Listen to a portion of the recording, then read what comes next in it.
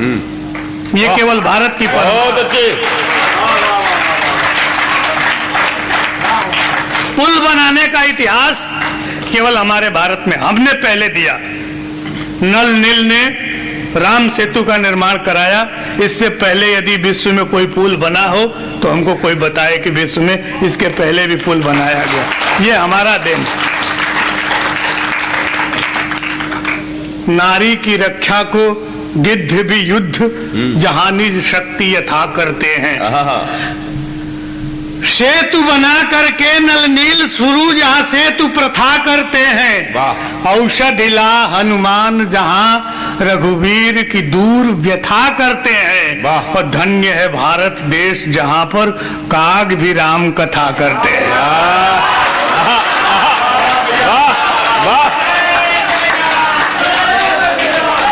आज तो राम के कथा में चुटकुले बेच रहे हैं लोग। सही। राम को खड़ा करके चुटकुला बेचा जाता है। वो बड़ा नहीं है, ये भारत का इतिहास है। यहाँ गरुड़ देवता सुन रहे हैं और काक भुसुंडी जी सुना रहे हैं। हम उस देश के रहने वाले हैं। अब इससे बड़ा कोई उदाहरण हो ही नहीं सकता। इसलिए सारा विश्व हमारे तरफ। अच्छा, अब तो आप ये विद्वता जग जाएगी हमारी। आप वो आज की रचना है सुन ली। हाँ, वो दिक्कत हो जाती है। मुद्दे, हाँ मुद्दे को ही सुनाते हैं। रस तो तुम्हारे मुद्दा का सुना देते, सुन लो।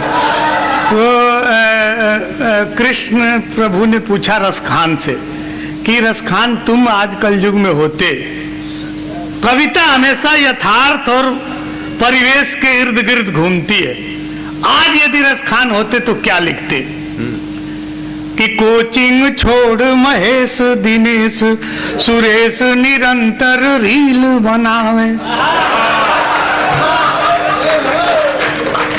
कृष्ण ने कह दिया कि पर तुमने तो हमारे समय लिख दिया कि छछिया भर छाछ पे नाच नचावे।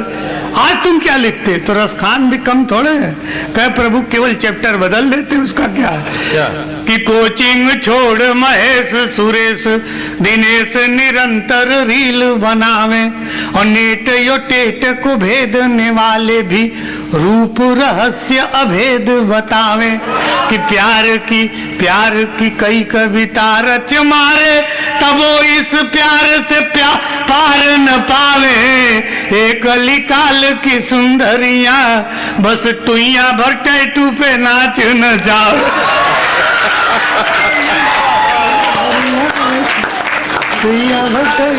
बहुत अच्छे। मृत्यु से हाथ। सुनिए, मैं कह रहा था मंगलम वर्णम यत्र, जहां का मृत्यु भी मंगलदायी होता है।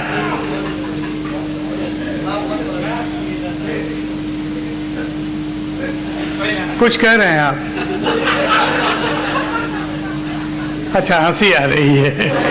अभी तो हम एक दो रचना ऐसे सुनाएंगे कि कल आपको अकेले में हंसी आएगी। आप सही मतलब ये लोग झूठ नहीं कह रहे थे। हम वास्तव में बड़े कवि हैं और बहुत बड़े कवि हैं, इसमें कोई शक नहीं है। हम बस से आ गए इसका मतलब ये नहीं है कि बड़े कवि हैं, बहुत बड़े कवि। बस आप सुनिए, आपको मालूम है तो आपका बहुत बहुत आभार। आप जब कहिएगा हम बैठ जाएंगे। हमको कोई, हम इस मोह माया से मुक्त हो चुके हैं, आप समझिए। हमको कोई, आप जितना सुन लेंगे हमको। महाराज जी जब तक हैं, आप जब तक हैं तो इतना लोग काफी है कविता के लिए। जहाँ जो है कि काक भुसुंडी सुना रहे हैं और गरुड़ जी सुन रहे हैं, याज्ञवल्क्य जी सुना रहे हैं और तुलसी बाबा सुना रहे हैं। उस समय भी 4 ही लोग सुनते थे तुलसी घाट पे, वही गंगा किनारे हम रहते हैं वहीं। और आज उसी रामायण को लोग एरोप्लेन में सुना रहे हैं। उस समय बाबा की बात कोई सुनता नहीं था। गुस्सा के लिखे कवित्व विवेक एक नहीं मोरे। कि बेवकूफो, लो मैंने लिख दिया, कवित्व विवेक एक नहीं मोरे। हमको कविता नहीं आती।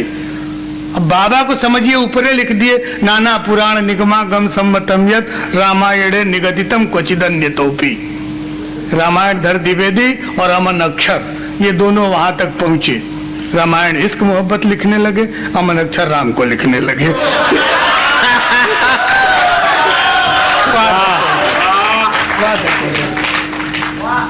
लेकिन हमारा रामायण जो है बहुत प्रिय है और बड़ा संस्कारिक कवि। निसंदेह। इसने कहा जामवंत मिले तो हनुमान फाने।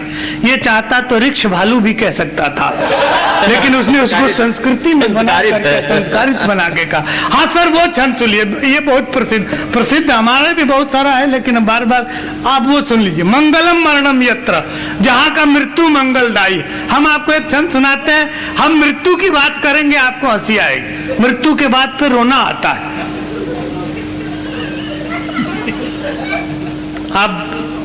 अब हमारी आदत है महाराज जी, हम किसी को कह ही नहीं सकते कि आप बैठ जाइए। बैठाने का काम हमारे खानदान में गया जी ले जाके किया जाता है, और उसको ले जाके बैठा दिए, जिसको बैठाए फिर उसको भगवान भी उठा नहीं पाए, कभी चाहे कहीं से उठा ले। तो सुनिए, वो बीच से कोई जाएगा, हमारा ध्यान भंग, कुछ कोई व्यवस्था मत कीजिए, कोई नहीं, व्यवस्था नहीं, हम सब व्यवस्था कर लेंगे। बस इतने लोग में से अभी आप व्यवस्था के लिए 2 भेजते, हमारी 2 तालियां कम हो जाती हैं। आप ऐसा न कीजिए, मैं आपसे निवेदन करता हूँ। हमारा ध्यान भंग होगा तो पता नहीं, आपको बताएं, हमको दिक्कत है, बहुत ज़्यादा दिक्कत है। आपका स्नेह नहीं होता और आपके वो आप लोगों का ये काम बड़ा नहीं होता तो वास्तव में मैं आने की स्थिति में नहीं हूँ, और अभी भी हमको दिक्कत है। लेकिन आप इतना बढ़िया काम कर रहे हैं कि मैं सब छोड़ के आया हूँ, इसलिए बस सुन लीजिए, आना हमारा सार्थक हो जाए। सुनिए, 85 के बाद 1985 के बाद हमारे गांव में बिजली आई, टेलीविजन खरीदा गया, बाबूजी टीवी देखने बैठे। आप देखिए, आप शब्दों से जुड़िएगा, आपको मजा आएगा कि नया नया टीवी जब घर में खरीदा गया, हाथ में रिमोट ले पसर गए बाबूजी।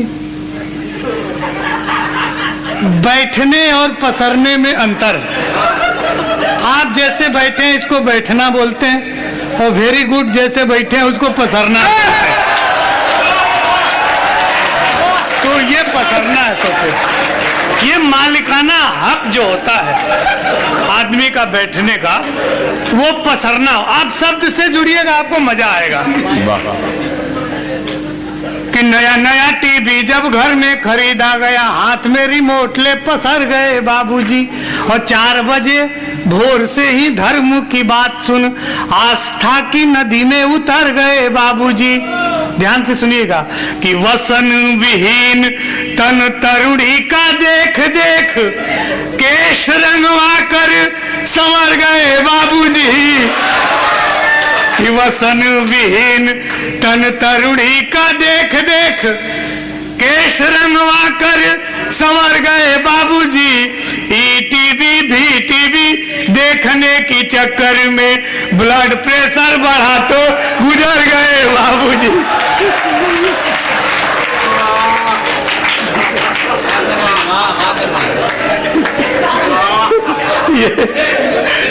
अच्छा महाराज जी, ये दोनों हमारे अनुज अभय सिंह निर्भीक और अमन अक्षर, ये दोनों पीछे से कह रहे वाह। और देखिए हमारे कवियों में आपस में प्रेम कितना होता है। हम माइक से कह रहे गुजर गए बाबूजी, और ये कह रहे वाह। अरे दादा कमाल कर दिया। एक छंद और सुनाता हूँ, एक छंद और सुनिए। हम जब पहली बार विदेश गए तो एक शेख साहब ने कहा पंडित शराब पे सुनाइए।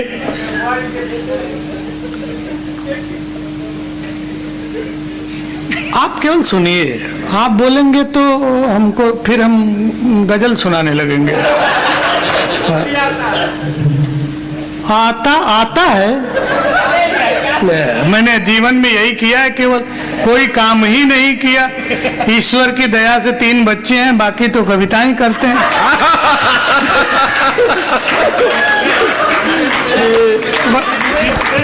ये यहाँ कुछ भी स्क्रिप्टेड नहीं है बाबू, हमसे नहीं निकल सकते थे मुलझ के। सरकार बेवकूफ थोड़े से बाहर भेजती रहती है, ऐसा नहीं है। सुनो, वो चमेली रात रानी है अभी तक गांव में, मखमली यादें पुरानी है अभी तक गांव में। चार पाई